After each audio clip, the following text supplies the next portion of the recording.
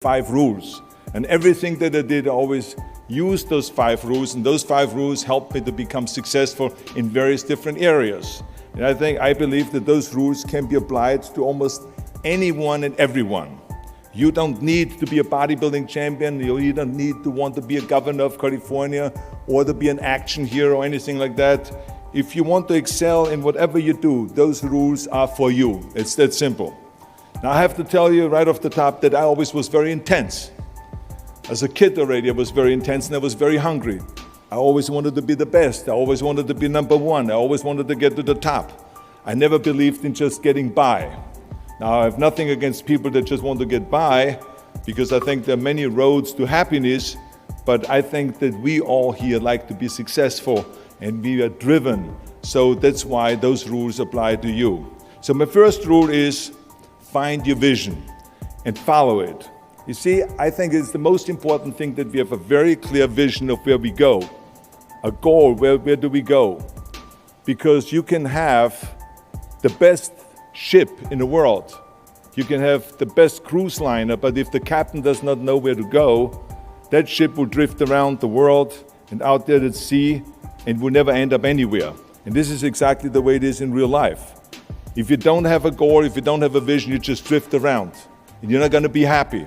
This is why it is so important to have that vision. Now, I created that vision in Austria because I grew up after the Second World War. Austria, right along with Germany, lost the Second World War, thank God. And the problem was that everyone was so depressed because they lost the war that there was alcoholism everywhere.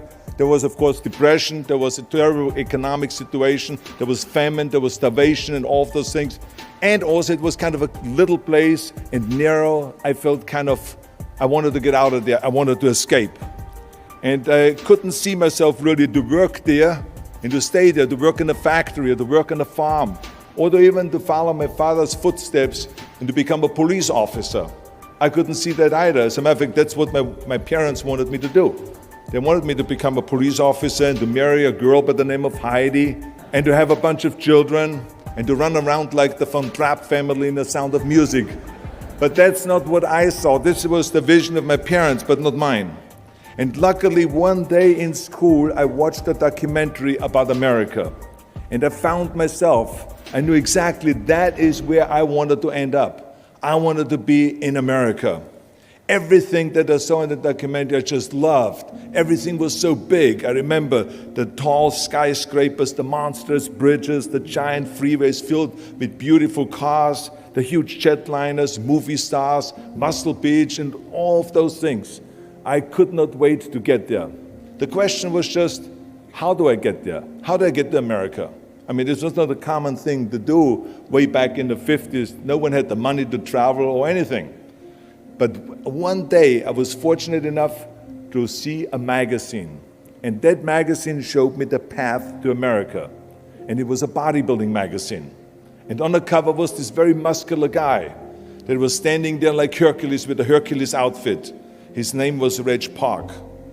This Reg Park was on that cover, and I remember the cover said, Mr. Universe becomes Hercules star. I read the article as fast as I could, learning about how he grew up in Leeds in England, poor, and how he trained 5 hours a day, every single day, and trained and lifted weights, and then he finally became Mr. Great Britain. And then he became Mr. Universe. And then he won a second Mr. Universe title and a third Mr. Universe title, and then all of a sudden he landed in Rome in Cinecittà doing Hercules movies. And there he made millions of dollars, and this money he took and bought himself a gymnasium chain in South Africa, and he became a successful gymnasium owner. And as I read, I became more and more certain about my own future. As I read this story, I was so excited, so interested. I knew exactly that I wanted to become another Reg Park. I know he laid out the blueprint for my life, basically. I could see myself, I could visualize myself clearly to be a champion on that same stage where he won the Mr. Universe, and then to move to America, then get into movies, and then become rich and famous. I had that vision very clearly laid out. I was so happy that I knew exactly where I was going. From that moment on, everything that I did, no matter how hard I had to work or how much I had to struggle, it didn't matter. It was a wonderful joyride because I knew what the purpose was and I found my passion. The simple truth is, if you don't have a vision, if you don't have a goal, if you don't see your future laid out in front of you, you're just floating around without a purpose. And I think that the numbers speak for themselves. This is why so many people around the world are unhappy with their jobs. I mean, in America, 74% of the people hate their job and would like to change jobs. So think about that. That means that only a quarter of the Americans love their life's work. I mean, that is a very depressing statistic. I always smiled when I worked, no matter how hard I worked. I always had a great time, no matter what I did. It didn't matter if it was in bodybuilding, or if it was in the movies, or if it was as governor. I remember in the pumping iron days, people ask me in the gym all the time, why are you smiling all the time? Why are you so happy? You have to lift 50 tons of weights. You have to train 5 hours a day. I mean, I look at the other bodybuilders' faces and lifters' faces, and they look kind of depressing. They look sour. They're miserable that they have to lift weights. You don't look miserable, you look happy. And I tell them always, I say, I smile because I know exactly that every rep that I do, that every set that I do, every weight that I lift, I get one step closer to turning that vision of mine into reality and becoming that Mr. Universe.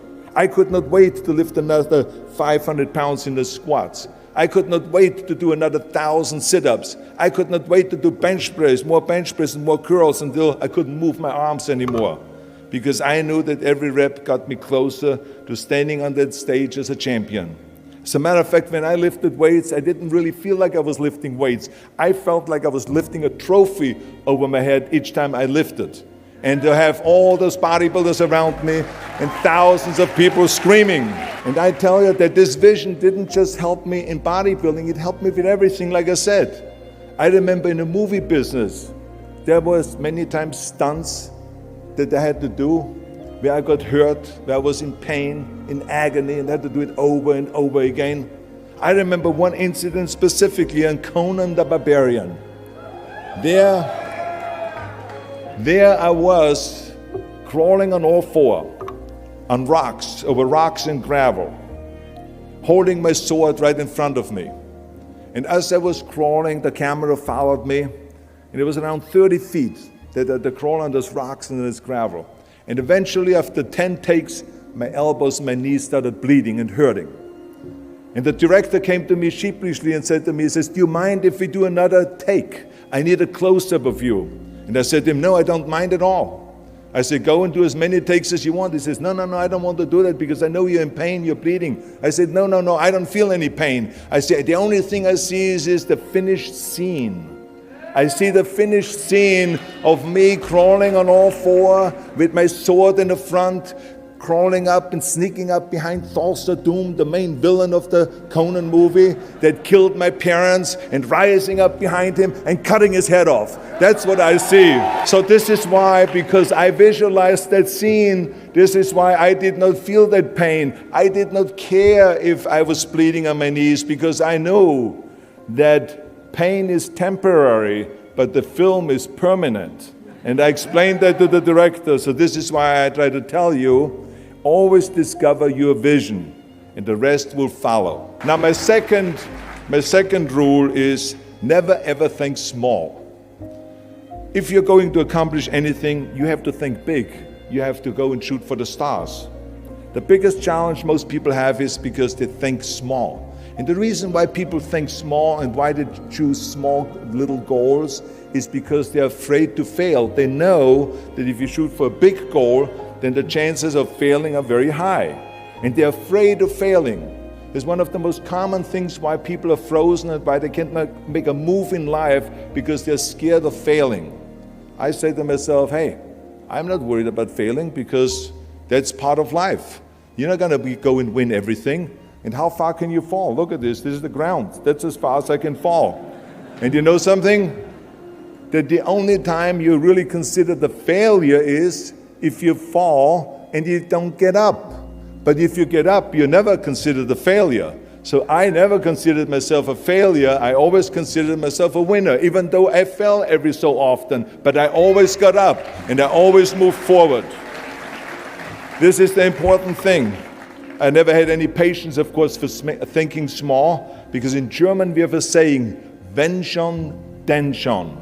And that means that if you do something, then go all out and do it well. And this was not just the case in bodybuilding. I didn't just want to be a bodybuilding champion. I wanted to be the greatest bodybuilder of all times. I wanted to have the most muscle, the most muscle of all times, the most definition. I wanted to win the most trophies, the most world championship titles. I just wanted to be the best. And the same is also in movies. I didn't just think about being in movies. No, I wanted to be a movie star. I wanted to have above the title billing. I wanted to become the highest paid entertainer. I basically wanted to be another John Wayne. What's wrong with that? And then the same is in politics. I didn't just want to go and be in politics and enter a race for city council. I mean, let's be honest. Does that sound right? Schwarzenegger, city council? No, come on. Not even Schwarzenegger and mayor. No, it had to be Schwarzenegger running for governor. But not just any governor, but governor of the greatest state in the United States, of California. That was the important thing. So remember, never think small, think big. My third rule is ignore the naysayers. I think it is natural that when you have a big vision and big dreams and you have big goals, that people are going to say around you, I don't think it can be done. I think it's impossible. Or no. I tell you, I heard this all the time, but I want to tell you, don't ever let them stop you from dreaming and from shooting for the big goal. Because eliminate just simply those words, no, impossible, and it can't be done. I mean, in each one of my careers, when someone said it's impossible, I heard it's possible. When someone said it can't be done, I heard it can be done. And when someone said no, then I heard loud and clear, yes. So this is what I believed in. I am a big believer of what Nelson Mandela said. He said it always seems to be impossible and still someone does it. And that's exactly what it is. And I wanted to be that one that does it. I wanted to break the new records, and I wanted to do something that no one else has ever done. So I think that's what you need to do. Don't ever be worried about that someone hasn't done it. Just think about how many times my career would have stopped. My career would have ended if I would have listened to the naysayers. I mean, it started right away when I was 15 years old, and I became a bodybuilder. Right after the top, when I said, I want to be a world champion in bodybuilding, I want to be Mr. Universe. They immediately said, are you crazy? You're in Austria. In Austria, you can become a ski champion or a bicycle champion or something like that, but bodybuilding is an American sport. Forget about it. That's nuts. Then when I wanted to move to America, they said again, it's impossible. You will never be able to do that. You have no money. You're all by yourself. And then when I wanted to go into show business, after I won 13 world championship titles in bodybuilding, I said, I want to be like Reg Park. I want to be a Hercules. I want to get into movies. Well, I tell you, when I met those agents and managers and studio executives, their reaction was, oh, Arnold, that is so funny. You want to be what, a leading man? Oh, come on. I mean, look, first of all, let's start with your body. Look at your body. I mean, you're overdeveloped. You're gigantic. You're like a monster. Are you kidding me? Do you know what the new thing, the new trend is? It's little guys like Dustin Hoffman, Al Pacino, Woody Allen. Those are the new sex symbols. Don't you get it? And then your accent, oh, it gives me the chills just listening to your German bullshit. Come on now. I mean, oh God. I mean, it's like, it's scary when you talk. It's unbelievable. I mean, have you ever, Arnold, I mean, be serious, have you ever seen an international movie star with a German accent? It doesn't happen. Forget about that. And then you name, what is it, Schwarzen, Schnitzel or something like that? Yeah, I can see that name already up there on the billboard. Yes, and people are going to storm the theater and the movie houses because Schwarzen Schnitzel is starring in a movie. Oh yeah, I can see that already. So that's what they said. They said to me, it says, look, forget about it, you're a nice guy. I mean, you're a bodybuilding champion. Why don't you open up a gymnasium or a health food store or something like that? We can help you with that. And then we get you on the side some little parts, like maybe playing a bouncer. I mean, with your body, perfect. Or maybe a wrestler. I have a good idea with your accent, a Nazi officer. Now that's really great for you. I call my buddies over at Hogan's Heroes. I mean, they would probably use someone like you. So that's what they said. Imagine that. Everywhere I turned, they said, no, it won't happen, it's not going to happen, and forget about it. Luckily, I did not listen. I did not listen because I knew if I worked hard enough, and if I worked as hard as I did in bodybuilding, 5-6 hours a day, that I will make it, that I could prove them wrong. And I started working very hard. I started taking acting classes, English classes, speech classes, dialogue classes, even accent removal classes. I ran around all day saying lines like, a fine wine grows on a vine. Because you see, we Austrians and Germans have a difficult time with the V and with the W and with the F, we get it all mixed up. So it was a fine wine grows on a vine. Or the sink is made out of zinc. And all those kind of lines. I said, oh, and you know something? All of a sudden, I got a little break. In the early 70s, I remember, all of a sudden, I got a TV show. A little part, then another little part. And then all of a sudden, I got a phone call from Lucille Ball to be in her special Happy Anniversary and Goodbye, which was with Art Carney. I had this 6-minute scene as an Italian masseur. Now, most people don't know the difference between an Italian accent and the German accent, so I got away with my German accent. But I played this Italian masseur, and I was so delighted. And then right after that, I got a guest starring role in Streets of San Francisco with Michael Douglas and Carl Malden, and then Pumping On and Stay Hungry. And then, of course, I landed the big role of Conan the Barbarian. So finally, I got the big break. And you know what was so interesting about it was that as soon as we were finished with the Conan movie, we were out there on a promotion tour. And the director said at the press conference, the director is John Milius, he said, if we wouldn't have had Schwarzenegger with those muscles, we would have had to build one. Now think about that. Before it was this huge obstacle to have this body, and all of a sudden the director says, if we wouldn't have had Schwarzenegger with his body, we would have had to build one. Now what a turnaround. And then when I did Terminator, James Cameron said, which was really great, he said the I'll be back line became one of the most famous movie lines in history because of Arnold's crazy accent, because he sounded like a machine when he talked. So as you see, everything that the naysayers said was a liability became an asset.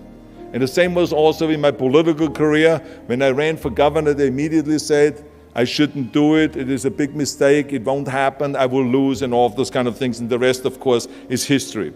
The bottom line is, if I would have listened to the naysayers, my career would have ended when I was 15 years old. I would be still yodeling in Austria, in the Alps, and I would not be talking here today to you. And the reason why I'm here today and talking to you is because I did not listen to you can't, or it's impossible, or no. So I just recommend to you very strongly, ignore the naysayers. My fourth rule is, work your ass off.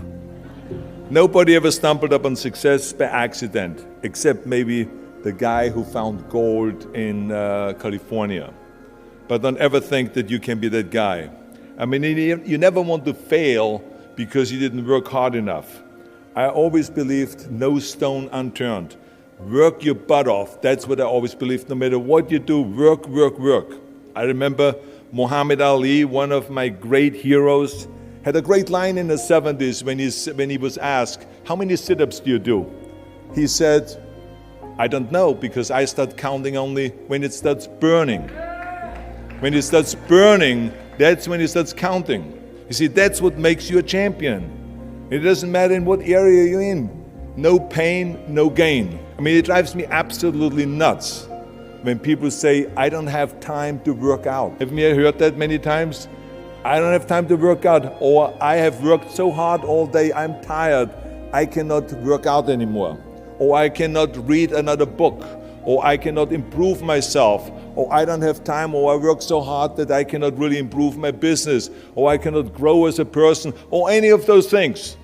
What the hell are we talking about here? I mean, the day is 24 hours. You sleep 6 hours, so you have 18 hours left. I mean, I know there's some of you out there that say, well, wait a minute, I sleep actually 8 hours, but that's just sleep faster, okay? Listen, when I came to the United States, I remember that I trained 5 hours a day, every day, and I was managing a construction business, and I was a bricklayer, and I went to college also, and I took acting classes from 8 o'clock at night to 12 o'clock midnight. All of that in one day. Every day I did that. I did not worry about it. I knew that I had 24 hours and I didn't want to waste one single hour, because I believe of what Ted Turner said, who is one of the great entrepreneurs who started CNN and so on. He said, early to bed, early to rise, work like hell and advertise. So that's what I believe. Just remember, you can't climb that ladder of success with your hands in your pockets. You must work your ass off. It's that simple. And my fifth and last rule is, don't just take, give something back. Leave your mark on the world.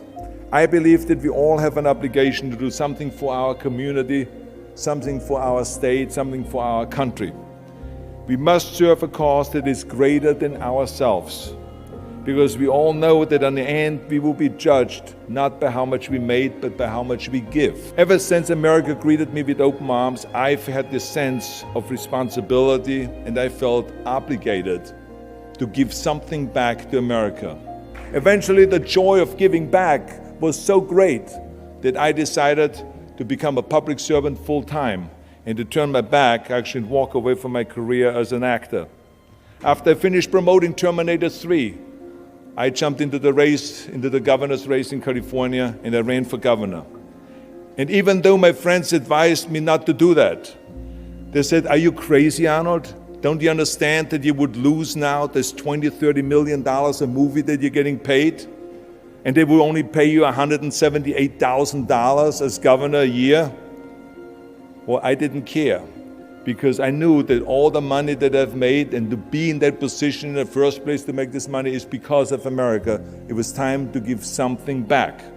So I became governor, and I didn't even take the $178,000. I gave it back to the taxpayers, because it was petty cash. It's the last thing I needed. And I can tell you that those 7 years were the most exciting and the most rewarding and the most gratifying years of my life. To work all day long, to solve problems and to serve the people was absolutely heaven. It was the best job I've ever had. That I was very fortunate that I had great heroes. I had great heroes that I could look up to, and I mentioned two of them, Muhammad Ali and Sergeant Shriver, my father-in-law. But there's other great heroes like Gorbachev, Reagan, Mandela, great leaders like Mother Teresa, Chancellor Kohl, and Churchill, and the list goes on and on. I mean, those people had such an impact on the world. Single-handedly, they've changed the world. I mean, if you think about just Gorbachev, I mean, this man, every time I meet him, I'm in awe. I mean, he grew up under communism, and he rose from the bottom of the ranks straight up to the top. He became president of the Soviet Union, one of the most powerful people in the world. And he was the leader of the Communist Party. And when he was in that top position, he realized that the system was broken. Now, what do you do when you're the top leader of the Communist Party and you realize that the system, that communism, doesn't work? Well, you know what he did? He dismantled communism. Think about the courage that takes. I mean, the guts that it takes to do that. Think about that Gorbachev completely transformed his country with glasnost to give his people for the first time freedom. And then through perestroika, by reforming Russia's economy. He didn't wait for the next president. He didn't complain. He simply said, if not me, who? And if not now, when? So I feel very strongly all of us need to have and embrace that kind of a spirit. We all can create change, whether it is in our neighborhood or in our local schools or in our country. It can be big, but it can also be as little as just going to a school kid that has problems reading and teaching that kids how to read or how to do math. We don't have to just work on me. We should also work on we. Not just me, but also we. Remember that. To lead a truly full life, You must give back. You must leave the world a better place than you found it. Because the bottom line is, it is up to us. I mean, those rules that I've given you are important rules, but giving back is one of the most important rules. I guarantee you that if you follow all of those rules, you will have many victories to celebrate. And you will leave, your work, and you will have extraordinary kind of a record, and you will leave a legacy behind that you can be proud of. So I want you to remember those rules. Have a vision. Think big. Ignore the naysayers. Work your ass off and give back and change the world. Because if not us, who? If not now, when? Thank you very much.